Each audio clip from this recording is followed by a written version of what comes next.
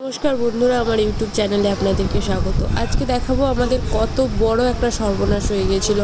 আমরা কিন্তু তেজপুর থেকে বাড়ি এলাম, ওয়েস্ট বেঙ্গল এলাম, তো আমাদের কোনো অসুবিধা হয়নি। কিন্তু সামান্য কতুলপুরেই দেখুন আমাদের গাড়িটা কিভাবে অ্যাক্সিডেন্ট হয়েছিল। আসলে গাড়িটা রাখা ছিল একটা জায়গায়, একটা লরি এসে আচানক ওতে মেরে দেয়, মানে দিয়ে এরকম অবস্থা হয়।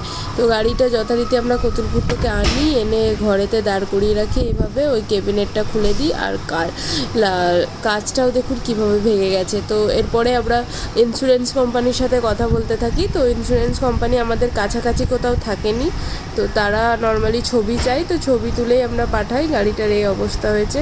তো হয় আরামবাগ, না হলে বিষ্ণুপুর, না হলে আরামবাগ না হলে বাঁকুড়া, এই দুটো জায়গার মধ্যে কোথাও একটা নিয়ে যেতে হতো।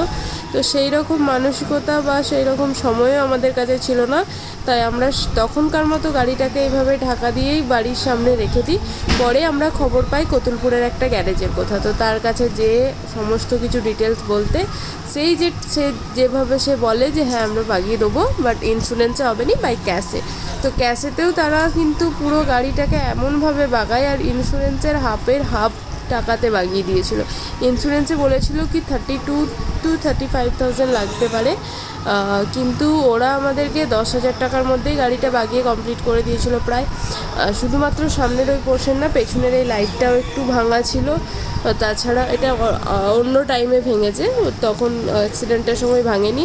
তো এটা পাল্টিয়ে দিয়েছে। ওরা বলেছিল নতুন হবে না, পুরনো গার্ডটা দিয়ে দেবে, বাট আয়না বা পেছনের লাইট এগুলো সব নতুনই লাগাবে। তো ওইটাই করছিল। যাই হোক, এই দেখুন এই দাদাটা অলরেডি ওই পুরনো লাইটটাকে ফেলে দিয়ে নতুন লাইটটা লাগাচ্ছে। তো নতুন লাইটটা দেখছে সেট হয় কি না, তো ওইরকমভাবে সেট করছিল। আর ওরা কিন্তু খুব মিশুকে, মানে পুরোপুরি আপনি যেরকমভাবে বলবেন সেভাবেই ও আপনার সাথে কাজ করবে, সেই রকমভাবেই। যথেষ্ট ভালো, ওদের মতো পরিষেবা আমি মনে হয় সেরকমভাবে কোথাও পাইনি গাড়ি বাগাতে। যে খুব তাড়াতাড়িও বাগিয়ে দিয়েছিল আর খুব ভালোভাবে বাগিয়ে দিয়েছিল, এরকম না যে আমাদের কোনো অসুবিধা হচ্ছে। পরে যখন আমরা গাড়িটা নিয়ে আসি আমরা আর বুঝতেই পারিনি।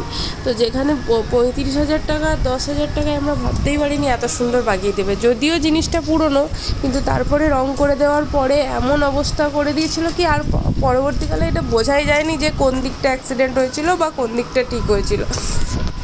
না, কাজ টাজ কিন্তু নতুনই লাগিয়েছিল। এটা নতুনটা, আর এটা আমাদের পুরনো যেটা আছে কোম্পানি ফিটিংটা, তো ওটা চেঞ্জ করে ওটা লাগাবে।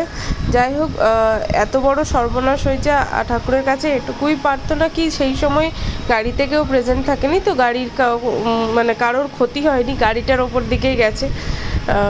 যাক, গাড়িটার উপর দিয়ে গেছে, তো এটাই সান্ত্বনা। তো এইভাবে ওরা বাগাচ্ছে আস্তে আস্তে। আমরা কিন্তু রেগুলার একবার করে, কতুলপুর যেহেতু বাড়ির পাশেই, তো রেগুলার একবার করে যেয়ে দেখছিলাম। তো দেখুন অলরেডি কালার করতেও শুরু করে দিয়েছে। এটা হচ্ছে ডে 3, 3 দিনের ভিডিও। তো তারপরে সুমন্ত সবটা দেখে নিচ্ছে কি ঠিকঠাক আছে নাকি, বা আর কোথাও কোনো প্রবলেম আছে নাকি, তো সেটাই দেখছে।